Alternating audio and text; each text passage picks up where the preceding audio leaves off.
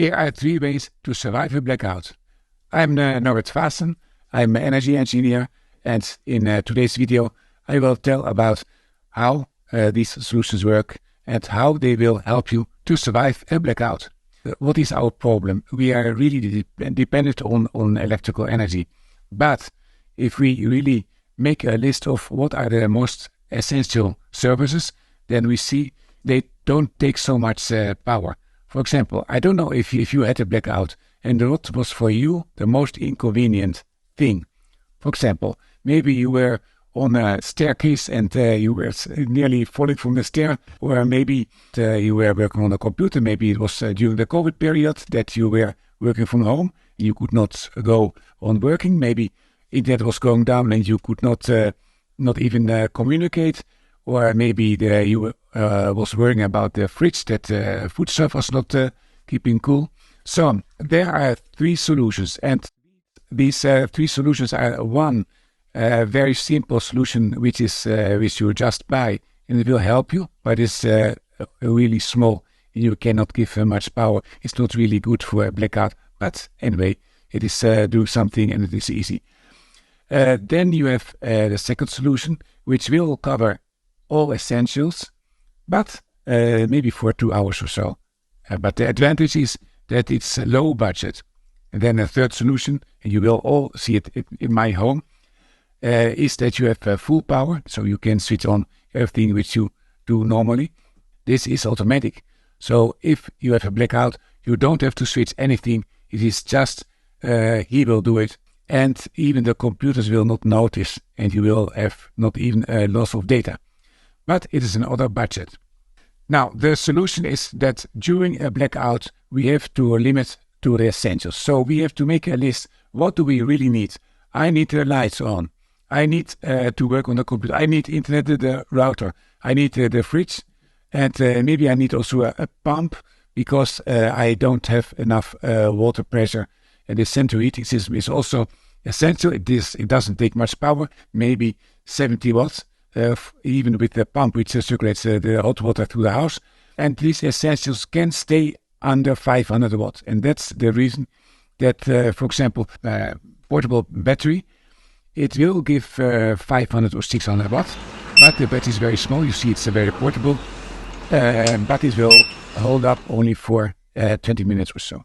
And here you have the second solution that's much more flexible. And it will give you 500 watts. Continuous, and will do so dependent on the amount of batteries which you have for 2 hours, for example, which is a pretty long time for a blackout. So you know the rule of Pareto. It says that you can obtain 80% of the result with 20% of the effort. And in this situation, it means that with 20% of the power, you can maintain 80% of the comfort. And that is the thing which you want to obtain, and which is also in the second solution, which will keep all these essential services running. You can keep the house lighted with 10 LED lamps. 2 people can work on a laptop. The heating plant can go on, and maybe the fridge can also work. There I have to open a parenthesis because old fridge has a big start current, and sometimes this inverter here will not. I will have difficulty with that. But for example, the big fridge which we bought last year with a built-in inverter, the inverter can start it as many times as you want. And now you have solution number 3 that you see here. I have it also at my home. It's an inverter of 3 kilowatt, and it will allow you to switch on everything which you are used to switch on. And it's also automatic. So that means if you have a computer, the computer will lose no data. It will not even notice that there is a blackout. So you don't have to switch on this inverter. It will do it by itself. The battery is also much bigger. You see here the batteries on the picture. They are 2 times 30 kilograms. You really contain a lot of energy. And if you keep the power consumption at 500 watt or less, then you will have 8 full hours of running these essential services. And that's a long time in Europe. And blackout of 8 hours is very, very seldom. So that those are the 3 solutions, from small to big. also more expensive. Okay, so how does it work? You have here the charger, and this charger, it converts the grid energy into the energy, chemical energy of the battery, and the battery is here.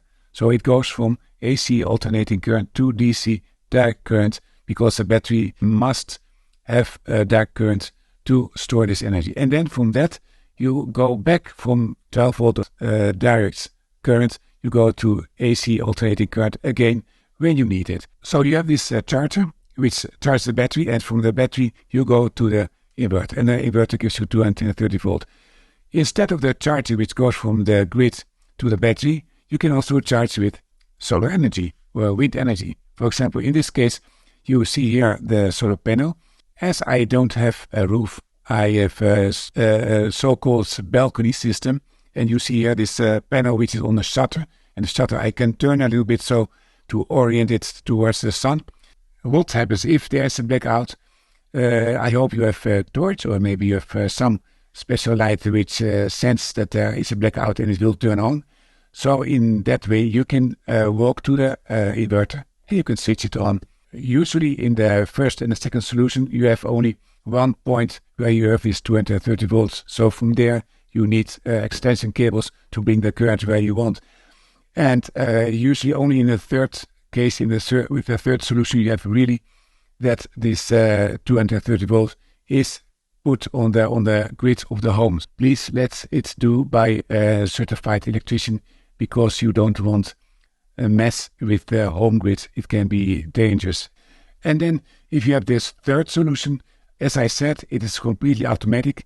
You see also that you have only one box, and this box contains the charger and the inverter. So from this box it goes to the batteries, which you see here outside, and from the batteries you go back inside the house and you go to the inverter, and from the inverter it goes to the whole grid of the house. Now let's talk about the price. Okay, the first solution, it's really off the shelf, and it's very little do it yourself. But anyway, I say it to you because it's very convenient to start it. It costs $400, and you can find this and also other solutions here down in the description with a link. That will save you the effort to experiment everything by yourself, because I did that already. The second option, which is much more flexible. This system has also a cost of $400, the same as the previous one, but that is because you have to integrate all the things yourself, and you don't get it all integrated in one package. And then there's the third solution, which is this big box, the inverter, the charger, and then the batteries outside. Together they were more or less $3,000. With these three solutions, really your anxiety is gone. You feel prepared. In just the same way as 30 years ago, I had such a system. I was prepared. Then in the city where I lived in Tuscany, there was a blackout in the whole neighborhood. And I said to my wife, okay, let's open all the doors and switch on the lights, and let's see that we have a lighthouse. We are the only one here which have still power. And that was really a sensation of having things in your own hands, to sit in the driver's seat. And as you see, you have several options, and you can choose your budget, your system, but your anxiety is gone, because the essential services, they are just guaranteed for you. I thank you very much that you made it until the end of this video. I hope that you like it. Please put your thumbs up, subscribe to the video, and share it with all your friends. And I will be here next week also with the next exciting project. Bye-bye.